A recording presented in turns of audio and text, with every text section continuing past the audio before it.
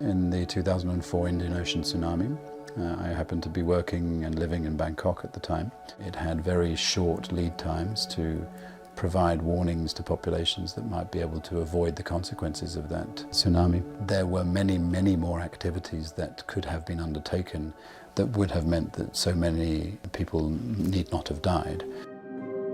The UNISDR was created by countries to try and assist principally governments initially, but increasingly, as we've observed over the last 20 years or so, the main actors that fundamentally decide how risk is created, reduced, or even prevented. For decades, the prevailing view has been that disasters are essentially acts of God about which we can do very little. What the data and the models and analysis that underpinned this tried to show was that this was false, that disasters were a function of human activity. We move conceptually from managing disasters, which traditionally is done in a reactive manner, emergency services, etc., to managing risk, which is done in a proactive manner. Understanding how we behave affects the creation of risk. UNISDR is the guardian of the Sendai framework for disaster risk reduction. The Sendai framework is an international agreement that the governments adopted in 2015 to prevent creation of new disaster risk, reduce the existing risk to ensure that we have sustainable development and we are able to protect the planet and the people. We conducted what we call a data readiness review. Countries were assessing how well are they prepared to monitor and report on progress, because it revealed a lot of data gaps. We had 87 countries who decided to participate in the data readiness review.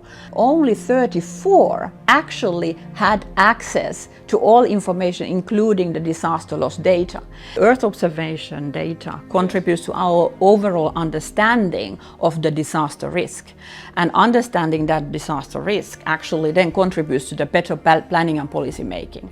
If countries are not able to have the data and to monitor progress, it's very difficult for them to make also right type of decisions to reduce disaster risk in the future.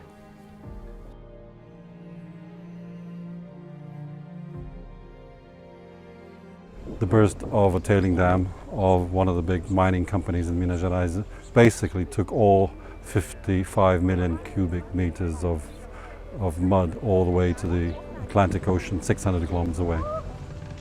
It's considered the greatest social environmental impact in Brazil, one of the greatest disasters from mining all over the world.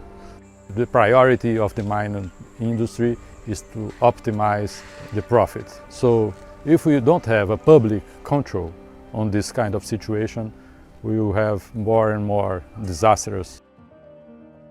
The situation in Brazil is actually something that can happen everywhere where open pit mining is taking place. The lack of maintenance of the physical state of the dam did actually, lead to this happening. Through Sendai, if you use the Sendai lens, is to see how this type of disasters can be preventable. So, and this is where geospatial and earth observation technology can help a lot, because you can very easily locate where are open pit mining taking place, and also where these type of dams have been built. You can of course send inspectors to check on the state of the infrastructure. Then they can take remedial action, do some mitigation, reinforce the walls.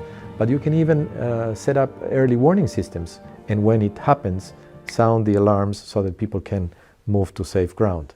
Mais preocupante, temos várias empresas, algo em torno de várias barragens, algo em torno de 30, onde os laudos indicam uma não estabilidade dessas barragens. Tenho certeza que nós temos muitas barragens em Minas Gerais, algumas delas oriundas de empreendimentos falidos, em que ninguém está tomando conta. What really comes out of this disaster was that the population were not aware of the risk.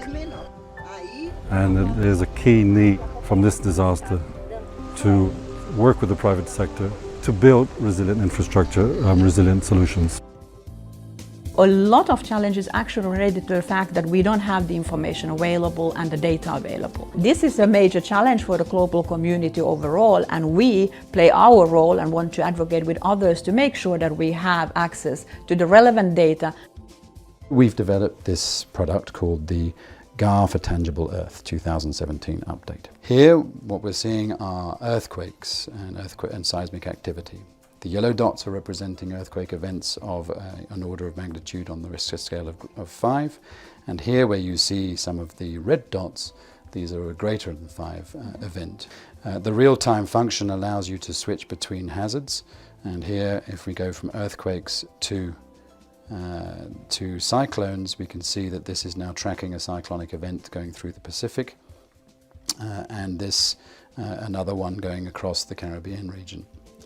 These events could be across all different hazards to a particular country.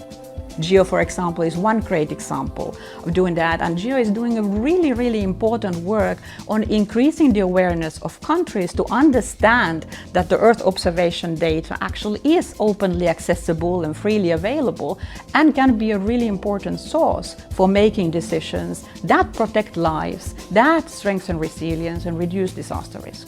All these tools and reports are, of course, openly accessible.